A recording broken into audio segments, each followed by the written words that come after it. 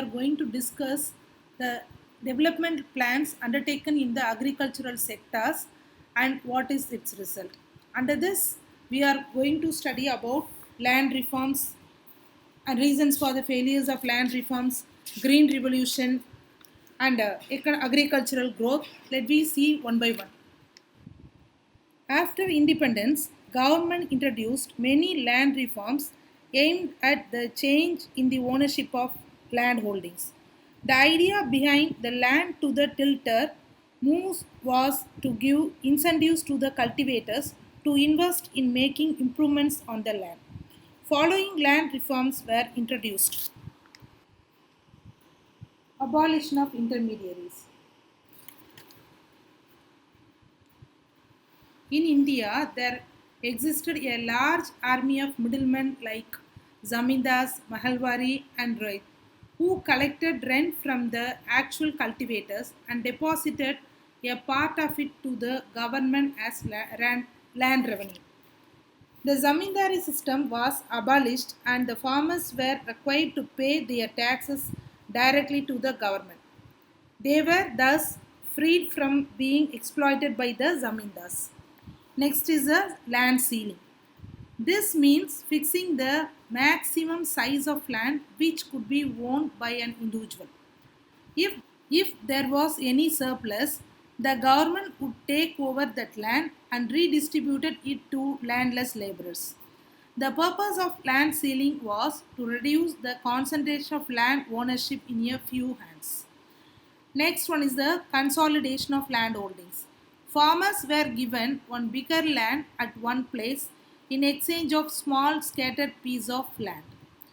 And next is the tenancy reform. The rent of the tenant was fixed and cultivating farmers were given security of tenure.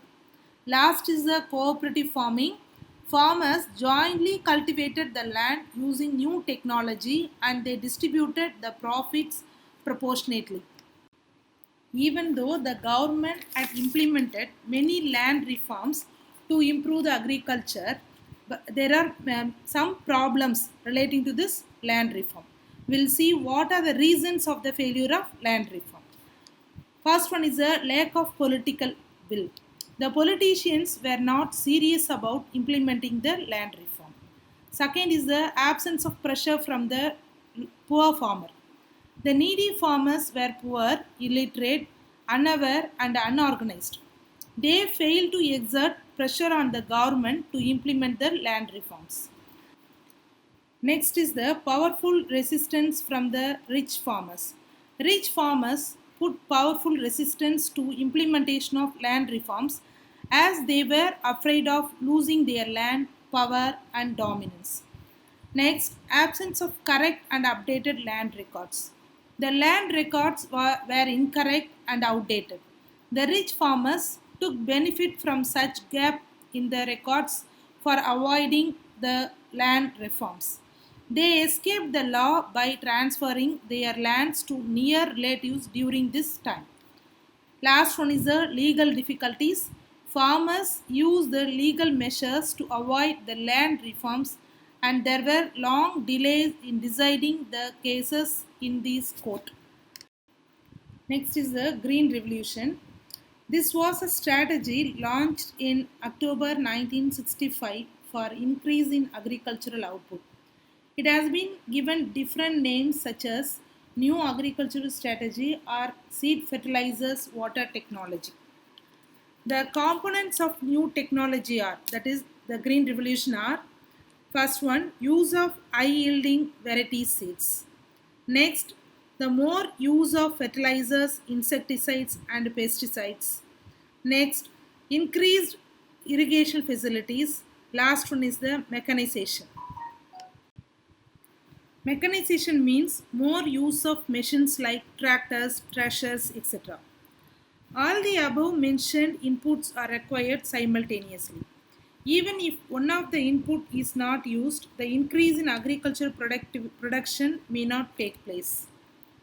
So the benefits of Green Revolution. Increase in income and employment. Since the Green Revolution was limited to wheat and rice for a number of years, Its benefits were enjoyed by wheat and rice growing areas of Punjab, Haryana, Western Uttar Pradesh, and Andhra Pradesh. The income of farmers in these states grew sharply. Green Revolution succeeded in removing rural poverty in these states. And this Green Revolution solved the problem of seasonal unemployment to a great extent because, with the possibility of growing more than one crop on a piece of land, more working hands were needed throughout the year. Also, package inputs required better irrigation facilities, which raised the employment rate. Next is the impact on social revolution. Along with economic revolution, there was a social revolution. The old social benefits and customs were destroyed, and people were willing to accept the changes in technology, seeds, and fertilizers. This traditional method of farming were transformed into modern method of farming. There are two phases of green revolution. One is it is from mid 1960s to mid 1970s.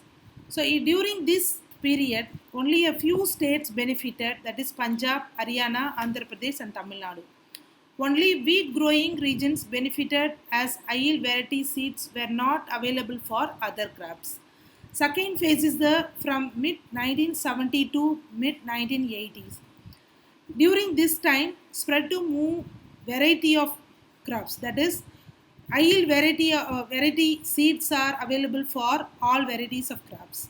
Next, spread to more number of states.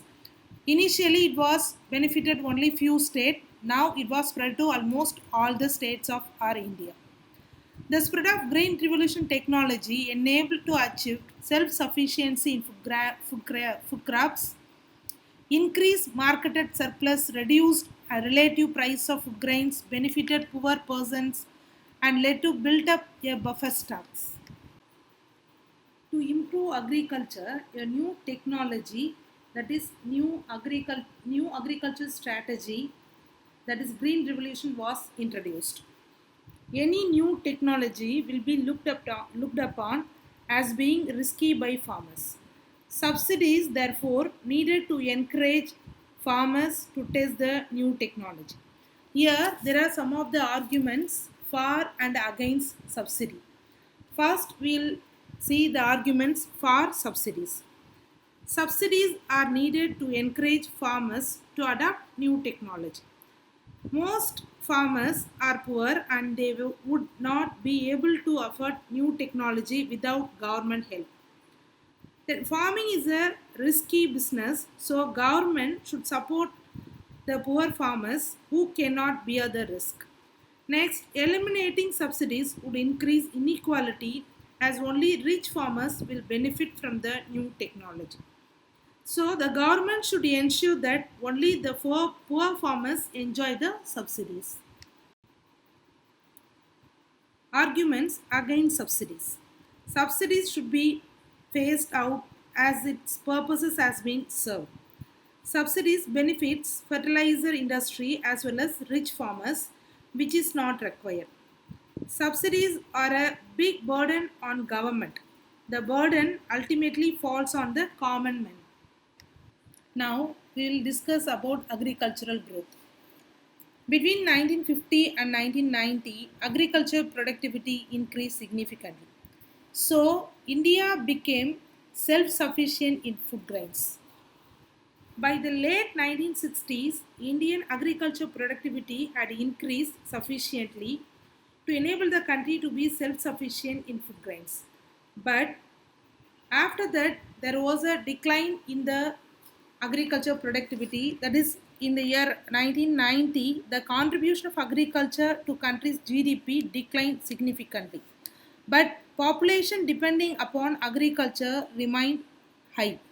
There was marginal fall from 67.5 percentage in 1950 to 64.9 percentage in 1990.